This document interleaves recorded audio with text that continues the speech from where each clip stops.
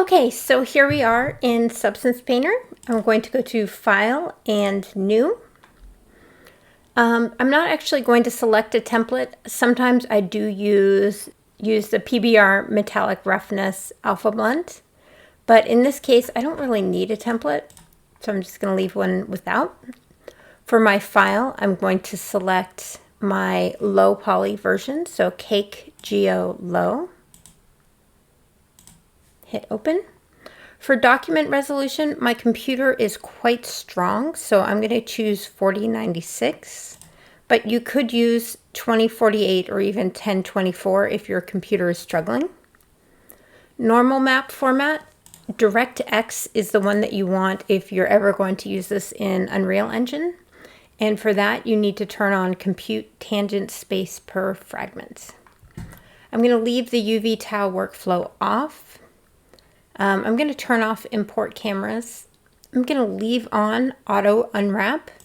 And basically this is Substance Painter's attempt at generating missing UVs. So only if your model has something missing or like UV islands that are completely missing. So I think that's okay. We'll keep that. And everything else is good. So let's hit OK. Now you can see here I've got my model on my left, my UVs and my 2D view on my right. If you want to change this view, you can change to 3D only. Now up on the top right here, we have all of my different materials. Unfortunately, they did not come in with proper names. So I'm just going to use a picture that I have of my model to adjust the model names. So I'll be right back. It's exactly the same as Maya, where you just double click and change the name. Okay, now I'm back and all of my colors have been renamed. And you can see that they're, if you turn the eyeball on and off, you can see which colors correspond to which mesh. The next thing I'm doing is I'm dragging my color palette file, my JPEG, from my Finder window all the way over to my Assets window. And now it'll be available for me to color pick. So you can see here's my color palette. And I'm going to change this undefined to a texture type. And then importing my resources, I'm going to import it just to this particular project, the cake demo. I also saved my file while I was changing my colors. So if you haven't saved yet, please do. All right, and now my color is in my Assets window. Now, before we can start creating our actual layers for our colors, we really need to bake our texture sets. So when we did our meat mat exercise, it had already baked in all of the texture maps that we needed, like base color, metallic, roughness, normal, and height. But you can see here we have not done that yet. So it's really simple. So instead of the layers palette, you're going to go to your texture set settings. We're going to scroll all the way down to Mesh Maps and click on Bake Mesh Maps. Now I'm going to do a very quick test bake just to make sure that all my settings are, or that my model is looking nice before I do the final bake. So I'm just going to create a really low output size, so 1024. And then I can change this dilation width. That increases the quality. So I'll adjust that to 64 or thereabouts. And then the baking process compares your high quality mesh to your low quality mesh. So I need to add my high quality mesh, the high poly. So click on that to add that to the high definition meshes. This is a setting, the max frontal distance, that we can adjust later if there's problems with your baking. Sometimes our high poly and our low poly meshes are very far apart. So increasing the size of the potential bake from the high poly to the low poly in these distances will enable you to capture more detail. So that's definitely something that will, after our test bake, we can adjust. Same with anti-aliasing, that increases the quality of your bake. So We'll adjust that later. And then match, I like to match by mesh name. There's a reason we do the underscore low and the underscore high. So you can either use always or by mesh name here. So you can look at all of the mesh maps and the different settings here. So we're going to do curvature. That's going to give us our edge highlight generator. You can adjust your secondary rays in the ambient occlusion map. For curvature, you can also adjust secondary rays to give a little more detail, and then position and thickness are good. And then finally, we could also turn on height for a height map as well.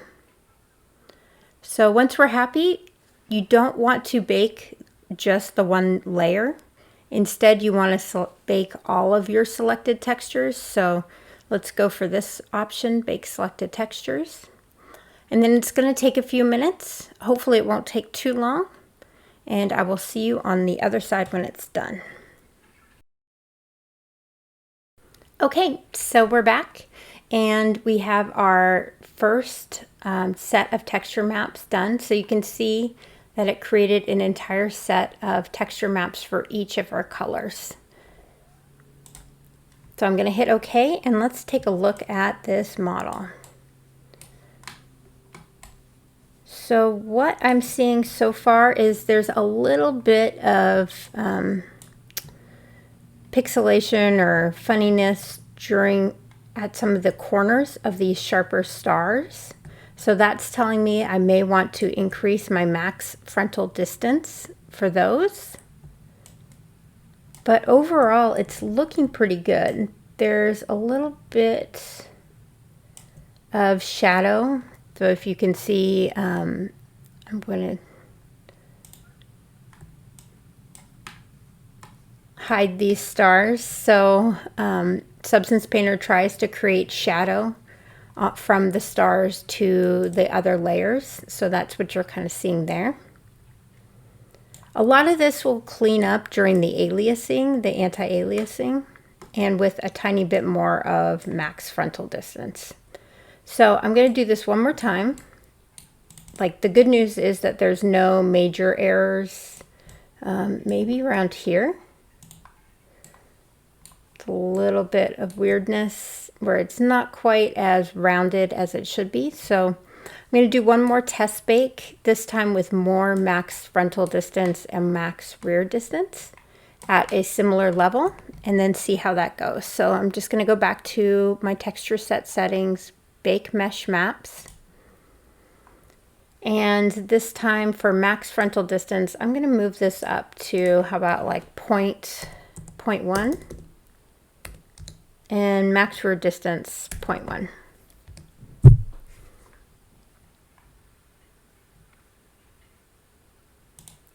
going to see what the difference is with match always, just to check. And let's give this a go.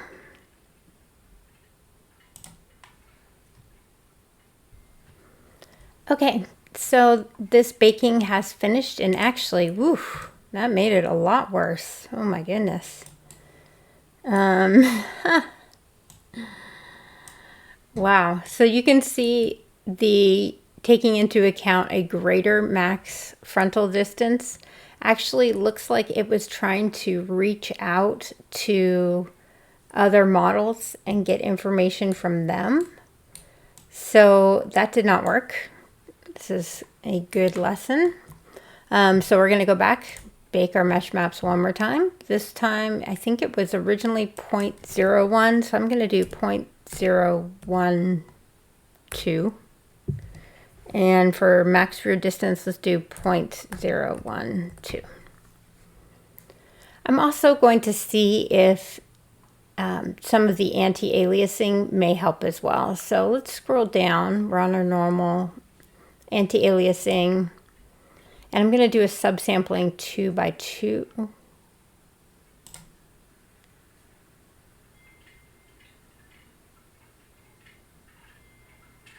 Oh, you know what? I wonder. Okay, wait.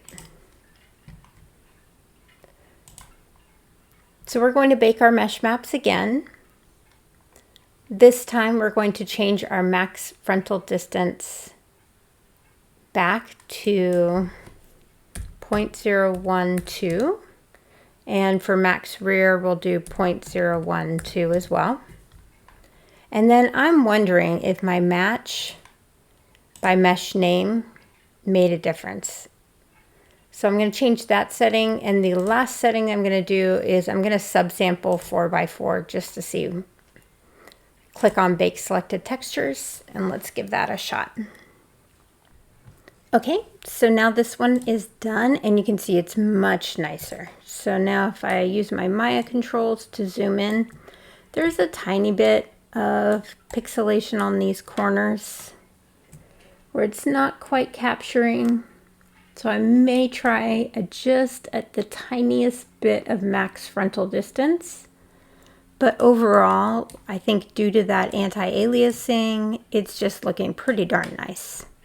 So I am perfectly happy with this. I'm going to try one more time with a much higher bake resolution. This problem right here in the front could have been with my UVs. So most likely it was a UV problem. But I think once we get to the end of our texturing, it's really not going to make a difference. So if you're relatively happy with your bakes, so let's do one more bake. This time we're going to do it at the 4K output size. So 4096. I'm going to keep my dilation width at 64.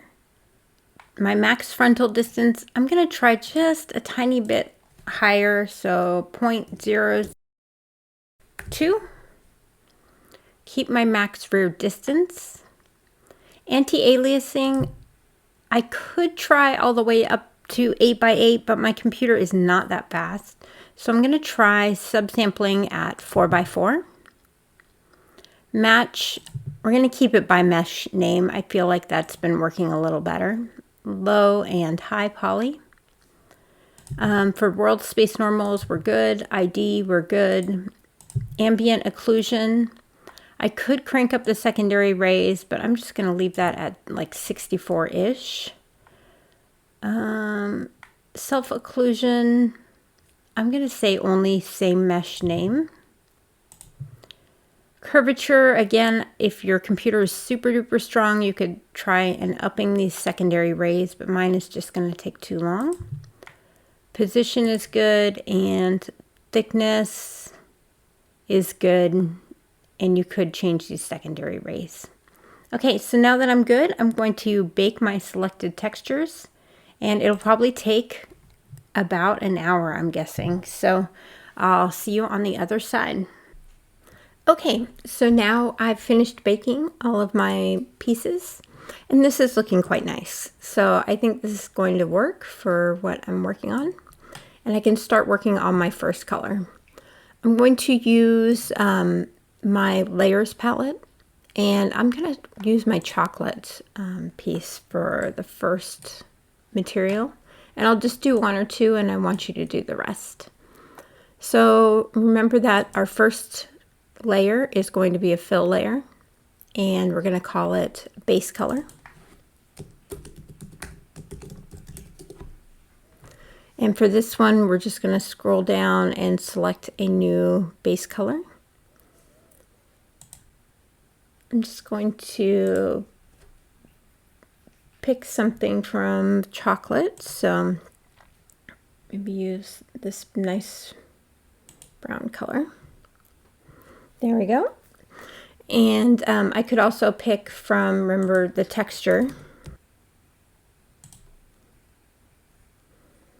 So this is textures, and that color palette that I dragged in here should be in here as well. So I could pick from that. There it is. Okay, so we've got our base color. I'm going to lighten this just a tiny bit to get a little warmer color. Then next layer is going to be our ambient occlusion layer. So remember, that's our curve, our shadows. So I'm going to right click, add a black mask, right click on the black mask and add a generator. And for this generator, we are going to select ambient occlusion. For the color for this one, I'm going to choose a darker brown. And remember, this layer style is multiply.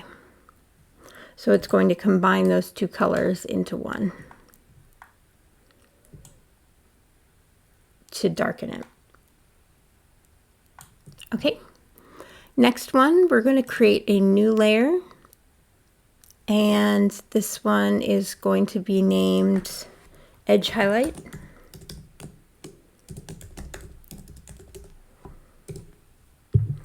Right click on the color, add a black mask.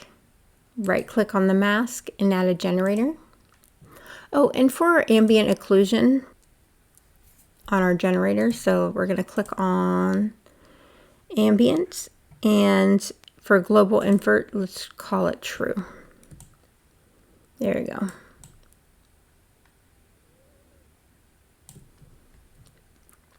Okay, for our edge highlight, click on our generator, and the generator we're going to add is curvature.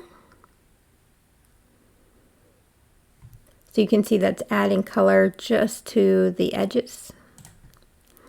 So for this one, I'm going to change my base color to something a little more kind of an orangey brown. So it definitely has a highlight there. And then here's where you can play with things like global balance and on your curvature. So how much of this color do you want to be able to see? By reducing it, you can reduce the amount of edge wear. You can also try in adjusting the global blur. Okay, so that's pretty stylized. So I'm going to do a color gradient. So this is going to change the color from the top to bottom and add that value gradient. So same process, right click, add a black mask, right click, add a generator. And for this generator, we're going to use a position generator. I'm going to change the base color, and I've sped this up a little bit. And this one's going to be multiplied, so I'm just going to add a medium yellow. And click on that generator again and make sure you have global invert on. So color balance is going to make a huge difference in your position generator on how high up that color goes. So in this case, I only want it maybe halfway up. And then for this layer blending, you really want to use multiply. So multiply combines the color from one with the color from the other and makes a new darker color. There we go. So once I'm happy with this whole chocolate, I want to add a filter. So that is the stylized light filter. And so once I click on my filter, I want to choose the baked stylized lighting. And for this one, you really need to make sure your blending is soft light. You can also adjust the amount of light, soft light on this one. So it could be 100% or it could be 50. There we go. So I want you to turn this into a stylized material by selecting all of our layers and grouping them. And then renaming this folder. I'm going to just call this chocolate. And then right click on it and create a smart material. So now I have this here in my assets, and you can see the color gradient overall. All right, so I want you to do the same thing with the rest of the materials. I'm going to really quickly show the ombre, and then I'm going to show one paint layer with a stencil and an alpha. So I'm going to add a base layer. And for this one, I am going to pick from my textures. So use that color picker. And I'm picking my cream, and then I'm just going to adjust it so it's a slight purple. Add a new fill layer, and this one will be our ambient occlusion, so the AO. Add a black mask, add a generator, and add that ambient occlusion. Global invert should be true. For this one, I'm just going to change it to a slightly light blue color. And remember, on the ambient occlusion, you want to change your layer to multiply. Okay, add a new fill layer. This one's going to be our edge highlight.